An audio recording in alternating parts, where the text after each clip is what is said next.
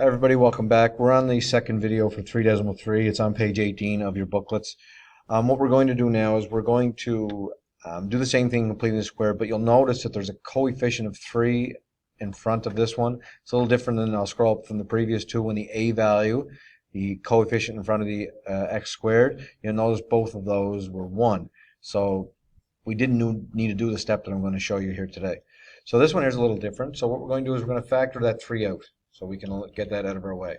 And that'll leave us with, when we factor the 3 out, that'll leave us with the x squared minus 6x. And again, we're not going to touch that plus 20. We're going to leave that alone like we did in the previous example. Okay? That's not going to be touched.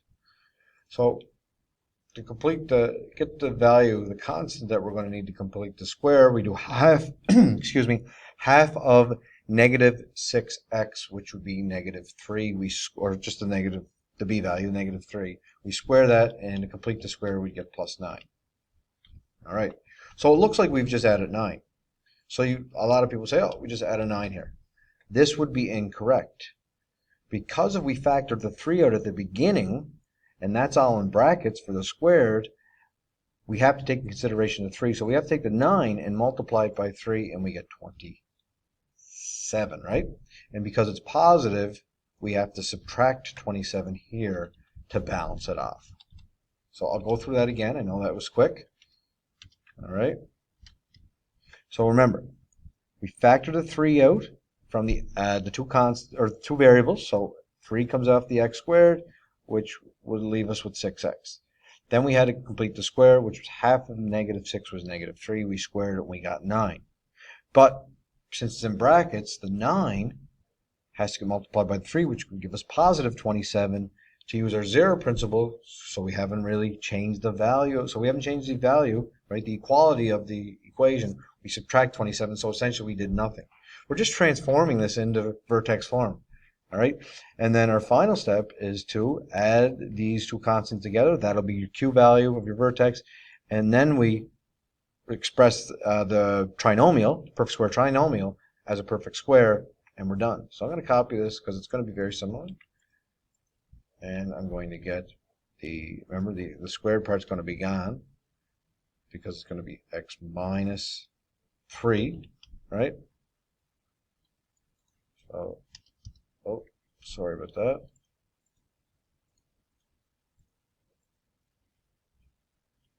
That's all right.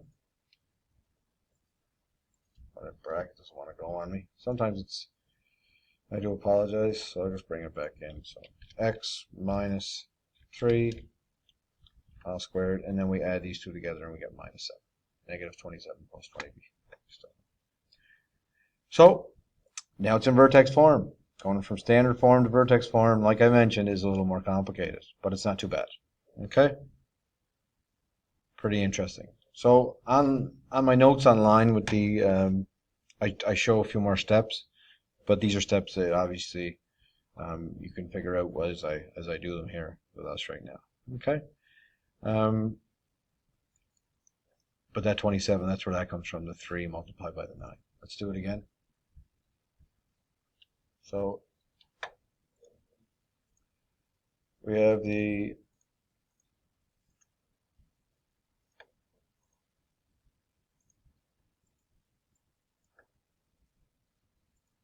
y is going to be equal to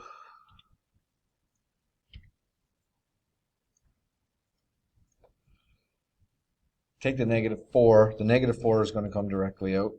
So it's going to be negative 4, open up my bracket, x squared. Take the negative 4 to the negative 8, that will leave us with plus 2, x, right? Leave a little space for completing the square, and then don't forget about your plus 7 at the end here, that we will add at the very end, right? Okay?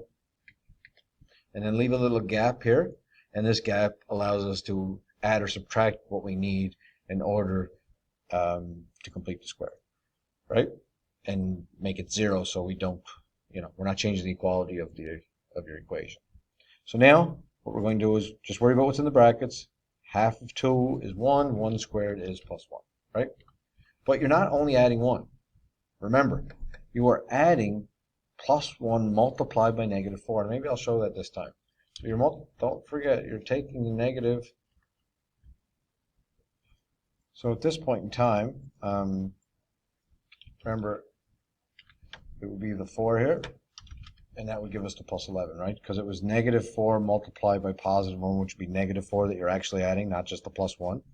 So to balance the negative 4, we have to add 4, and that's where the 4 comes in. And then our final step is taking the 4 and 7 and making that 11, and then we obviously square, take the perfect square trinomial, x squared plus 2x plus 1, and represent it in the as a perfect square of x plus 1 squared, which puts us in the vertex form. There you go. And when it says verify up here, that's very simple. Verifying is just multiplying it out, basically going in the reverse order to show that that's right. So I will do that here. I'm not going to do that. This will probably be the only time I will do this. I know it said in the early one to verify. So this will be my verifying right here. So if I verify, again, we're just going to multiply. So that's going to basically expand this, right, to x plus 1 multiplied by x plus 1. So then we're going to expand that. And when we expand that, we get x squared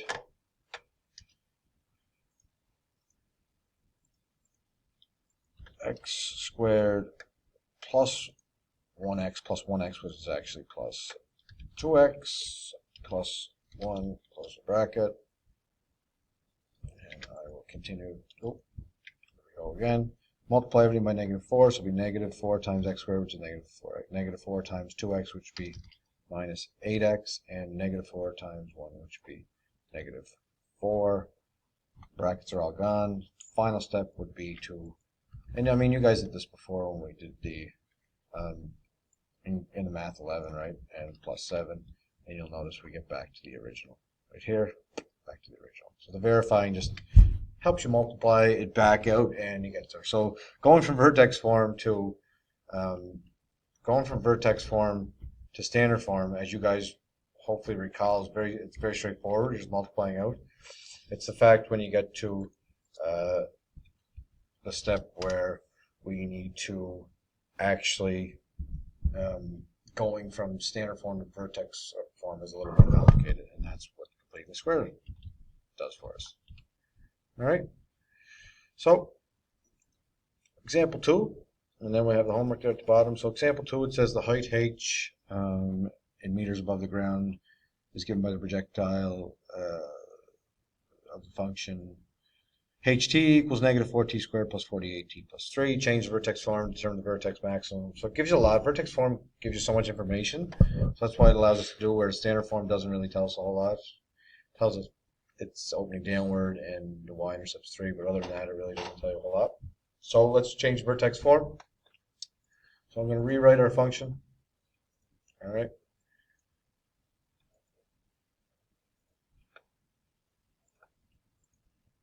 So we got h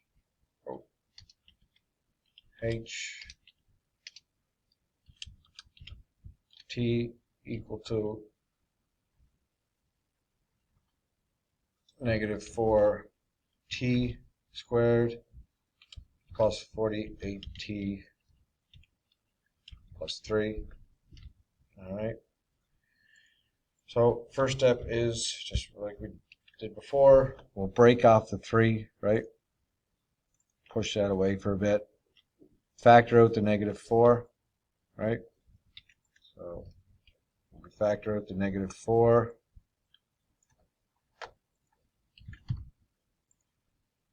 We end up with, boom, and this becomes our, it's actually negative 12t, right? And then close our bracket off here. So it's negative because if we take a negative 4 out, then we'd have to have a negative 12 to get back to our 48. So half of negative 12, let's complete the square here now. So it's negative, half of negative 12, which is negative 6, and negative 6 squared is 36, right? But we're not adding 36.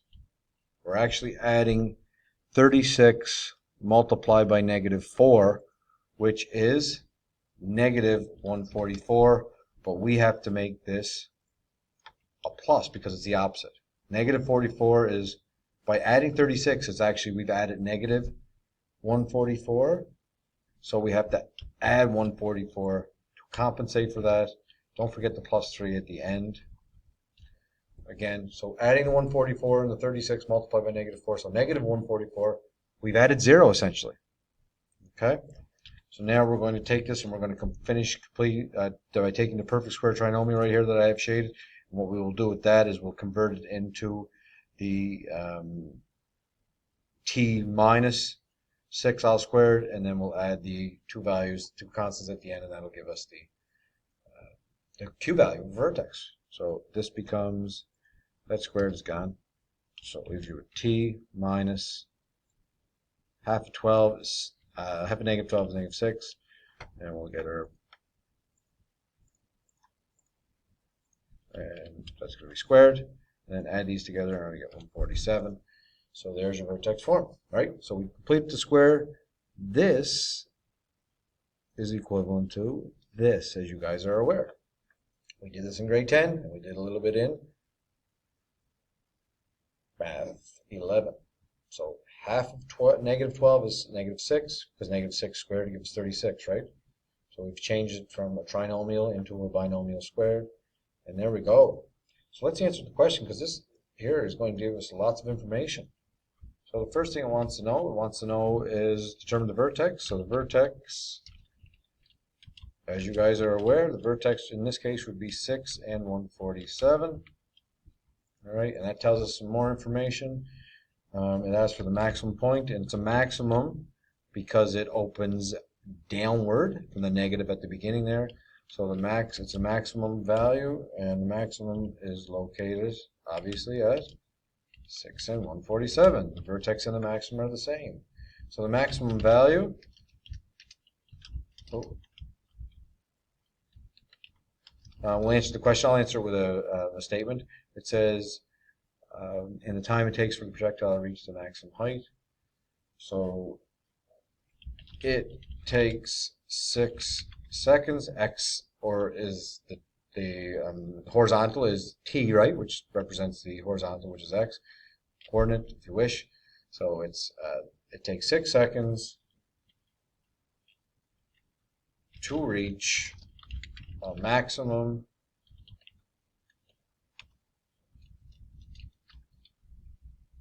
Takes 6 seconds to reach a maximum. Oh, change that font there. Maximum height of 147 meters. Which you guys know that information based on stuff we've done in the past. However, this is where we go from standard form, the original function, h of t equals -4t squared plus 48t plus 3, and we change it into what's called vertex form, and here we are.